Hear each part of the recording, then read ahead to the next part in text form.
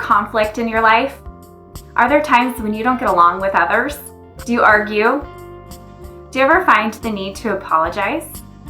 Or do other people tell you that you need to apologize? In this video, we're going to talk about apologizing and forgiving in a simple, easy way that even a toddler can do. I'm Maria Elmer. I'm a Christian, a mother, and a mentor for my friends Mike and Maria, where we teach the practical side of living a faith-filled life. Hit the subscribe button and click the bell to be informed each time we upload a new video.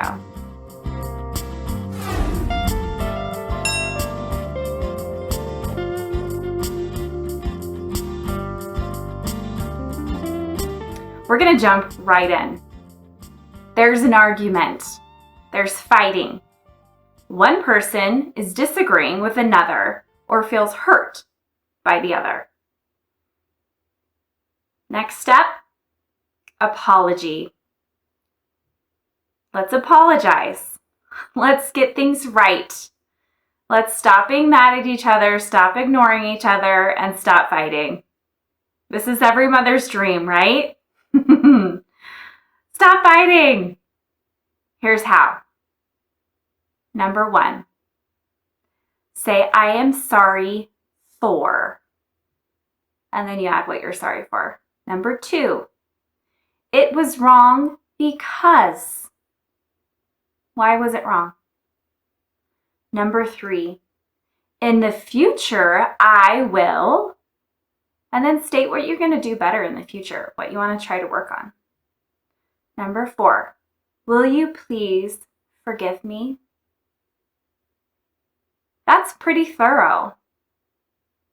That's pretty thorough and super effective.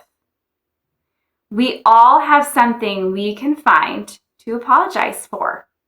In every conflict, in every fight, there's something that you can find that you did wrong and you're sorry for, and you can apologize. Here's an example. 2 brothers come running into the house. One of them bumps into the other one falls. He's crying, yelling at his brother for pushing him. The brother said, I didn't push you. And the other one says, yes, you did. I fell. Okay, Mom, what do you do? What do you do? Get him in trouble? What's that going to do? They're still going to be hurt feelings. They're going to still feel offended, and they're still going to feel wounded and accused. One's going to feel accused, falsely accused for something he didn't intentionally do. The other one is going to feel hurt and wounded like his brother did something rude on purpose. And then they're not going to get along. So if they get in trouble right away, there's still unresolved conflict between them. Then it escalates, and then they start doing things on purpose to bother or wound each other. And then pretty soon you have fighting kids on your hands for the rest of the day because this conflict was unresolved. There was no apology. There was no forgiveness. One thing that we are taught is that an apology doesn't mean anything if it's not sincere. I disagree with that. We don't often feel like apologizing. Our apology often isn't that sincere. We're still upset. But does that throw out the idea that apologizing isn't worth doing if you can't mean it 100%? No, we can still apologize because it's practice. We're all just practicing. None of us are 100% good at pretty much anything here. Let's just be honest. So we're practicing. We don't have to mean it 100%, but we do need to practice. Especially when our kids are small, we teach them how to apologize and forgive. So when they're adults, they can mean it better, mean it easier, and know how to properly do it. Okay, so the one brother who bumped into his brother, what could he be sorry for? He can say, I am sorry you fell. It was wrong because I didn't acknowledge my role in making you fall down. In the future, I'll be more careful when I'm running beside you. Will you please forgive me?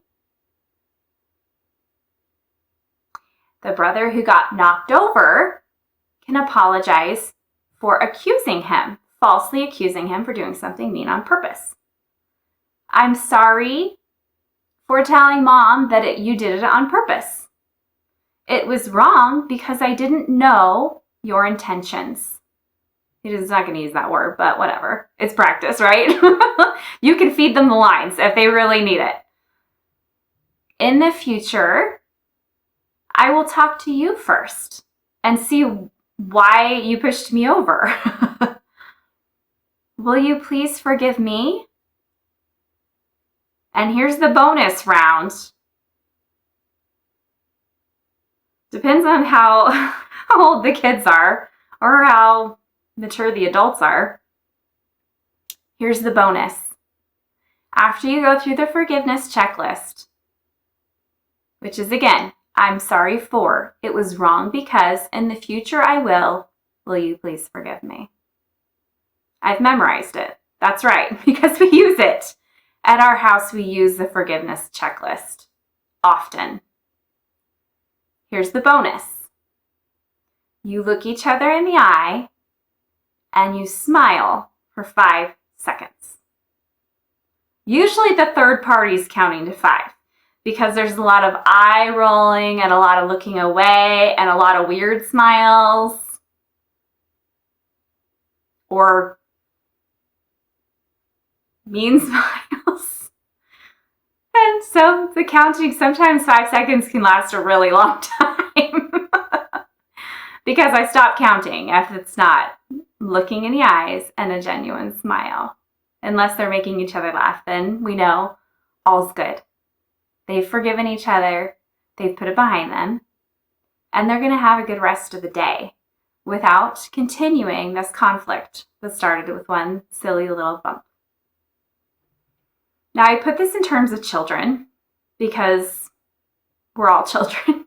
Really, honestly, how many times do you get in an argument with someone and they really did not intentionally do anything wrong? Often. Or even if they did, we don't take into account the hard day they had or whatever. We can apologize. We can forgive, and we can move on. Let me tell you why this is so important to me.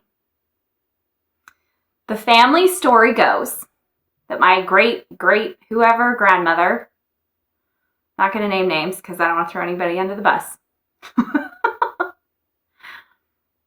She got in an argument with her sister. She was 9, her sister was 7. They didn't talk to each other for the rest of their lives. Whoa! Did you hear that? Yeah, you heard that right. They were kids. They argued. They didn't forgive each other. And they lost their relationship for the rest of their lives. Don't let this be you. Don't lose a friendship. Don't lose a relationship. Forgiveness is really not that hard. It's really not complicated. Using the checklist keeps us in check. And it keeps our families in check. I use this with my kids when they're arguing with each other. But I also use this when I have a disagreement with one of my kids.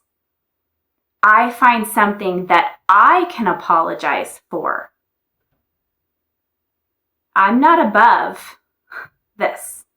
As the parent, you're not above apologies.